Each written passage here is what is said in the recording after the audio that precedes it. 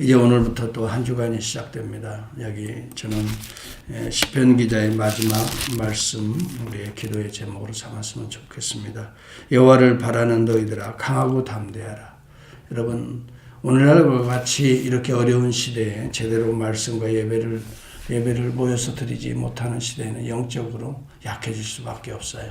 영적으로 약해지면 수시로 시험에 들 수밖에 없고 또 우리가 넘어질 수밖에 없어요. 이것은 자연적인 이치고 더불어 영적인 이치입니다.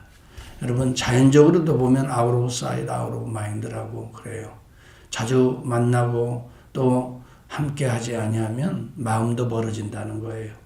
여러분 이런 환경 속에 우리가 영적으로 살아야 됩니다. 영적으로는 하나가 되고 같이 기도하고 함께 기도하고 또 같은 제목을 가지고 주의 나라를 위해서 교회를 위해서 또 하나님의 종들을 위해서 복음을 증거하는 선교사들을 위해서 끊임없이 우리는 기도하지 않으면 영적으로 하나 될 수가 없습니다. 원래 여러분 여기 다윗이 보면은 대단한 이 신앙 고백들을 하고 있습니다. 우리가 이렇게 쭉 읽어보면 알겠지만은 마치 정말 오늘날로 말하면 목회자와 같은 이야기를 하고 있는 거예요. 설교자와 같이 아니면 제사장, 그 당시로 보면 제사장과 같이 아니면 선지자와 같은 이런 놀라운 하나님의 메시지를 하늘을 향해서 이렇게 받아서 이렇게 스스로 느끼고 외치고 있는 거죠. 원래 다윗은 목동이었어요. 수시로 벌어지는 이 블레셋과의 전투에 나가 싸워야 하는 장수고 장군이었어요. 나중에는 왕으로 물론 부름을 받았지만 그야말로 그는 제사장도 아니고 선지자도 아니었지만 하나님을 묵상하고 하나님 앞에 기도하고 하나님을 경배하는 일에 있어서는 제사장, 선지자 못지않았다는 것을 우리는 알아야 됩니다. 정말 하나님의 말씀을 그렇게 사모했어요. 여러분 제사장만 사모하는 것이 아니에요. 제사장은 백성들에게 가르쳐서 백성들로 하여금 똑같이 그렇게 사모하도록, 선지자도 마찬가지죠. 그런데 다윗이 그 중에 한 사람입니다. 그는 왕이 되었을 때에도 항상 하나님의 말씀을, 율법의 말씀을 곁에 두고 또 기도하면서 묵상하면서 물론 자기의 죄악 때문에 어려움을 당하는 때도 많이 있었지만 그때는 또 회개하면서 여러분 실수 없고 허물이 없는 자가 어디 있어요? 그런 가운데도 하나님이 버리시는 것이 아니에요. 오히려 그런 가운데 더 깊은 하나님의 은혜를 깨닫고 하나님 앞에 더 회개하고 또 더 정직하게 쓸 수 있고 자기 마음속에 숨어있는 죄악까지 드러나니까 더 정직해질 수밖에 더 순결해질 수밖에 없어요. 여러분 오늘 이 본문의 내용도 가만히 살펴보면 고통 속에 가장 어려움 속에 이렇게 시편이 지어지고 있다는 것을 우리는 내용을 보면서도 알게 돼요. 여러분 9절에도 보면 여호와여 내가 고통 중에 있사오니 내게 은혜를 베푸소서. 근심 때문에 눈과 영혼이 또 몸이 쉬하였다. 눈이 멀어버렸다는 거예요. 내 일생을 슬픔으로 보내며 10절에도 보세요. 나의 연수를 탄식으로 보내며 내 기력이 나의 죄악 때문에 약하여지며 여러분 다윗이 죄가 없다라고 고백한 적이 한 번도 없어요. 항상 어려움이 있을 때마다 자기의 허물을 생각하는 거예요. 우리는 어려움이 있을 때마다 남의 허물로 생각하는 습관이 있잖아요. 근데 참 신앙인들은 자신을 돌아보는 거죠. 나에게는 실수가 없나? 나에게는 허물이 없나? 그래서 이 다윗은 나의 죄악 때문에 약하여지며 나의 뼈가 쉬하였다. 여러분 11절에 보면 사랑하는 이웃들과 친구들도 좋을 때 좋은 거지요.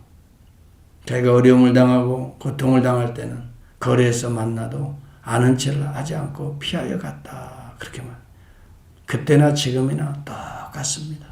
사람들의 마음들이 얼마나 간사한지요. 좋을 때는 한정없이 좋아요. 신나지요. 그러나 조금만 감정이 틀어져 보세요. 완전히 얼굴도 안 보는 거지요. 이것이 바로 인간입니다. 참으로 이것처럼 고통스러운 것이 없을 것 같아요. 나를 대적하는 사람들이 함께 모여 내 생명을 빼앗으려고 음모를 꾸미고 있다고 13절에 말하고 있어요. 참으로 상상하기 어려울 정도로 심각한 절망 속에 그는 빠지고 있는 거예요. 그런데 7절에 보면 그런 어려운 고통 속에 하나님을 향해 부르짖는 가운데 7절의 한복판에서 뭐라고 말합니까? 내가 주의 인자심을 기뻐하며 즐거워할 것은 주께서 나의 고난을 보시고 환난 중에 있는 내 영혼을 아셨다. 여러분, 이 7절이 대단히 중요합니다. 7절을 볼 수 있는 안목이 있다면 지금까지의 모든 어려운 상황을 다 이겨낼 수가 있게 됩니다. 우리의 삶에 7절이 있어야 됩니다. 주의 인자심이 있으면 됩니다.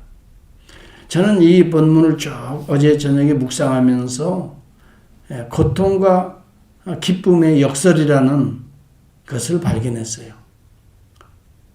고통이 있으면 절망해야 되는데 기뻐할 수 있다는 거예요. 환경이 어려우면 낙심하고 분명하게 절망의 느릅으로 빠질 수밖에 없을 텐데 즐거워할 수 있다는 거예요. 내가 주의 인자하심을 기뻐하며 즐거워할 것은 주의 인자심이 있기만 하면, 이런 신앙의 믿음이 회복하기만 하면, 환경이 지금 달라져서 기뻐하는 게 아니에요.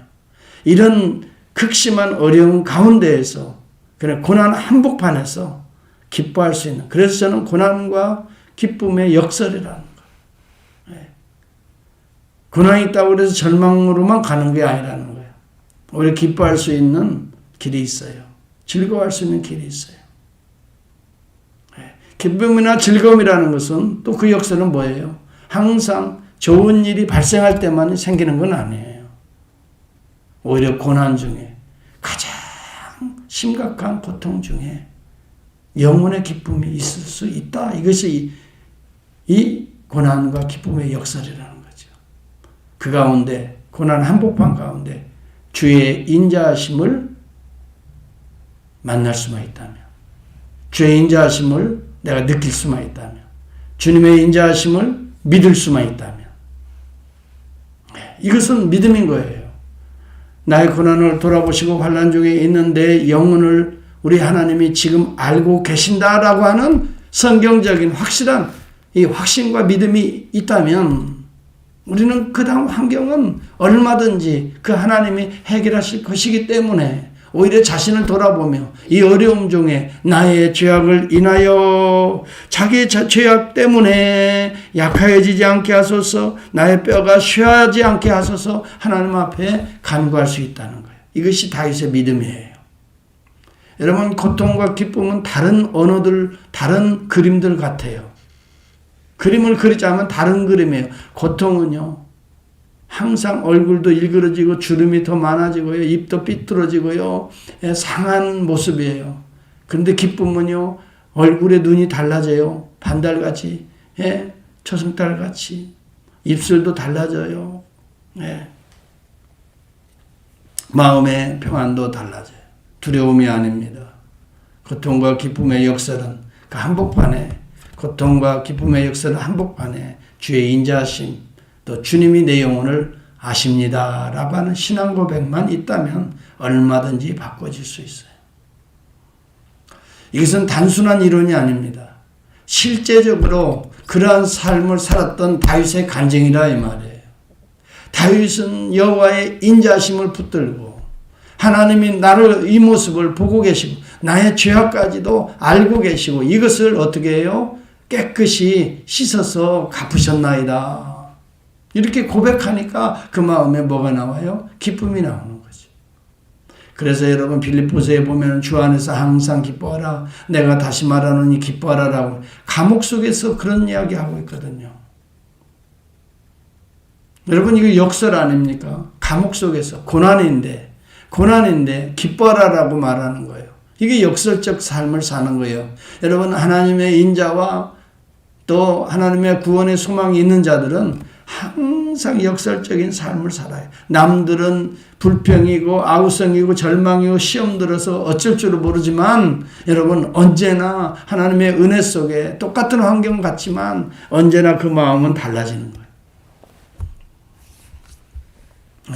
여러분 코비드-19 예배를 드리지 못하는 이런 같이 대면 예배에 정말 두려워하는 이런 사람들도 많이 있지만은 그러나 오히려 이런 가운데도 더 하나님께 엎드리는 자들도 있다 이 말이에요. 오히려 더 기뻐하는 자들도 있을 수 있다 이 말이지.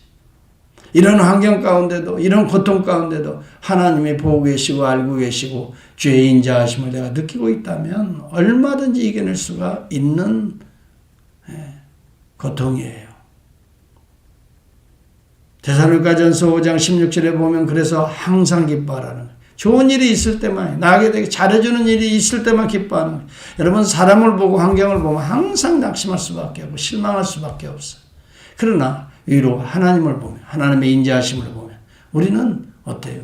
소망을 가질 수가 있게 되는 거예요. 환경을 보지 말고 사람의 소리에 귀 기울이지 말고 하나님의 음성을 들으면서 위로 하나님을 만나면서 그 옷깃을 만지면서 우리가 시험을 이기고 또 오히려 기쁨으로 화답할 수 있기를 바랍니다. 그래서 야고보서 1장 2절은 내 형제들아 너희가 여러 가지 시험을 당하거든 오히려 확실한 믿음으로 온전히 기쁘게 여기라 이렇게 말해요. 여기 여러 가지 시험이 없지는 않다는 거 인정하고 있잖아요. 그런 것을 당한다라고 예비적으로도 말씀하고 있잖아요. 그럼에도 불구하고 온전히 기쁘게 여기라. 왜 그래요? 그 안에 여호와의 인자하심이 끊어지지 않는다. 하나님이 보고 계신다. 하나님이 테스트하고 계신다. 하나님이 우리에게 성령을 통해 격려하고 계신다. 그리스도의 보혈을 통해 우리의 죄와 허물이 있어서 이런 결과가 왔다면 씻어주신다.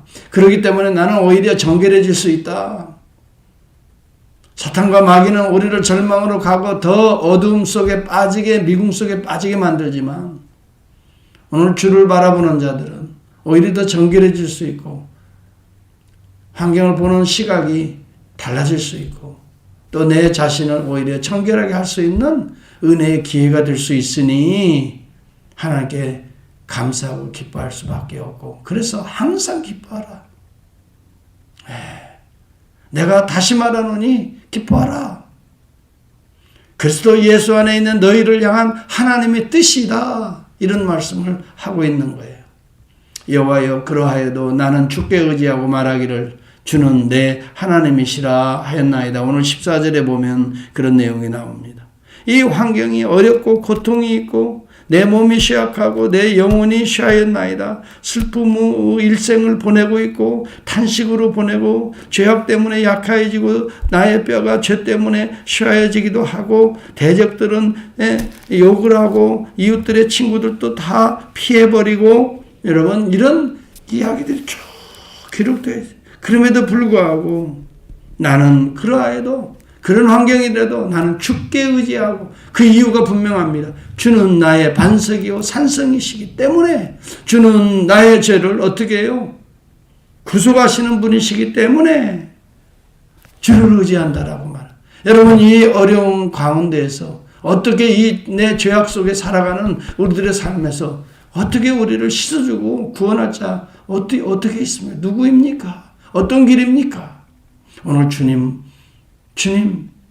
의지하고 나가기만 해도 우리는 마음이 기쁩니다. 왜요? 죄의 이름으로 우리의 죄를 씻고 회개하고 정말 내 마음이 즐거워하고 기뻐하고 불안한 마음도 주의 이름으로 권능과 능력과 인자하심으로 물리치니까 주만이 나의 산성이요 나의 바위시고 주만이 나의 구속자 나의 죄를 연약함을 속량하셨나이다. 진리의 하나님 여호와여. 여러분 진리의 말씀으로 이 땅에 오신 분이 누구십니까?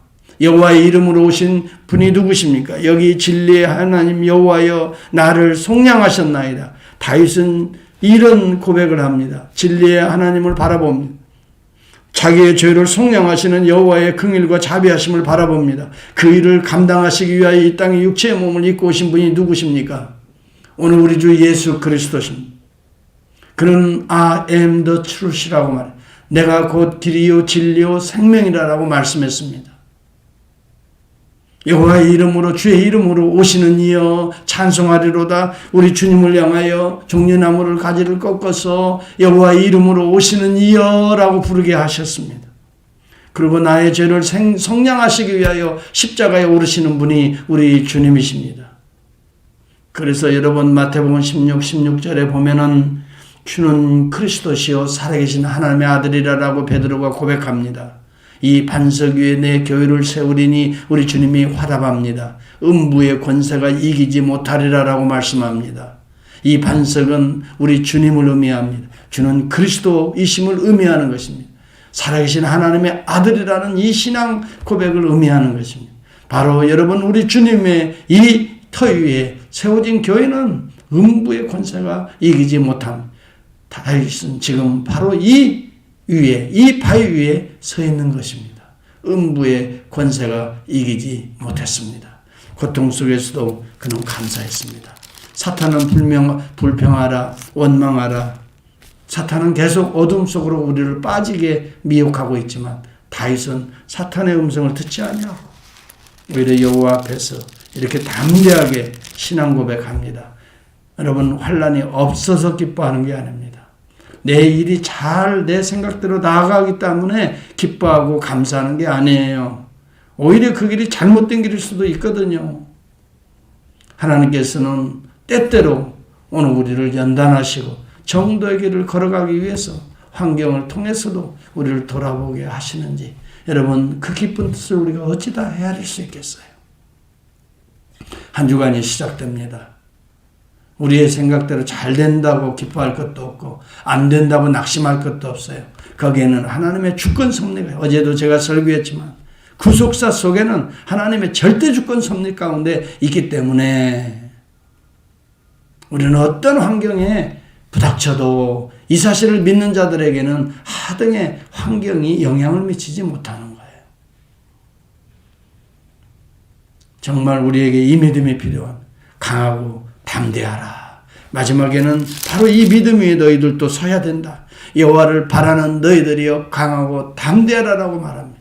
이 믿음을 가지고 오늘 한 주간도 이기고 또 이기는 종말에 나타나는 거룩한 면류관을 얻는 성도들의 이런 놀라운 모습으로 한 주간을 살아갈 수 있기를 우리가 간구합시다.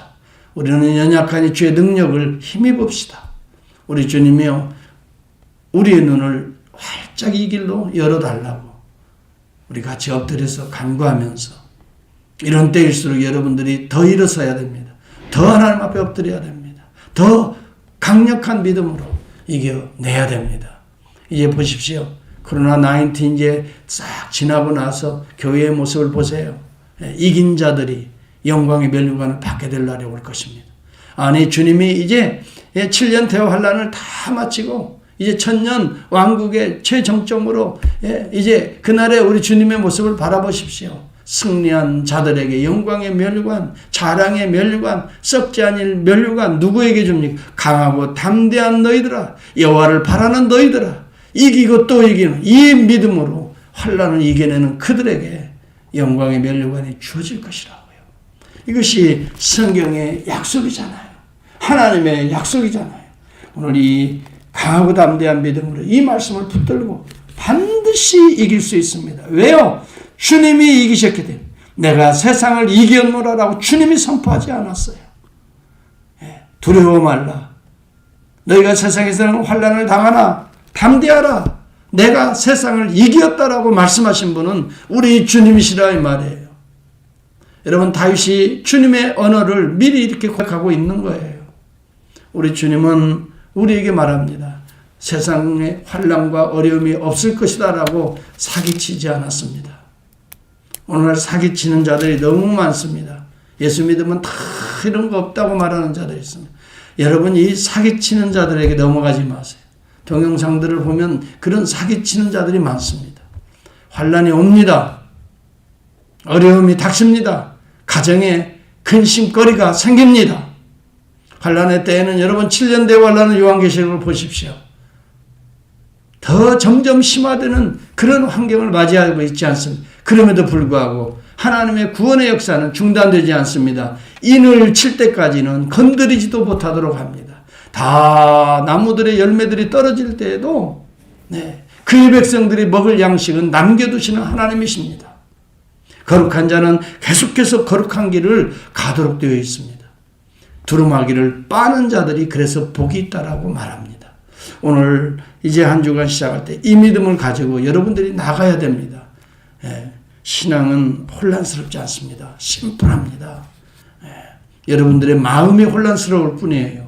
환경이 혼란스러울 뿐이에요. 하나님의 메시지는 단순합니다. 하나님이 우리에게 요구하시는 건 강하고 담대한 너희들아 여호와를 바라보라. 기도하겠습니다. 하나님 아버지, 오늘 우리에게 이러한 믿음이 필요합니다. 혼란스럽고 참으로 우리를 미혹하는 여러 세상의 음성들이 있습니다. 듣지 말게 하시고 우리는 주님의 양이니 주님의 음성만 듣고 주를 따르는, 그러므로 하늘나라의 양식을 먹게 하시고 하늘나라의 그 생수를 마시게 하셔서 우리가 참으로 기갈하지 않게 하시고 줄이지 않게 하시고 오늘 이런 어려운 가운데서도 넉넉하게 참으로 하나님의 품 안에서 헤쳐나가고 이기고 승리해 나가는 우리들의 삶이 될 수 있도록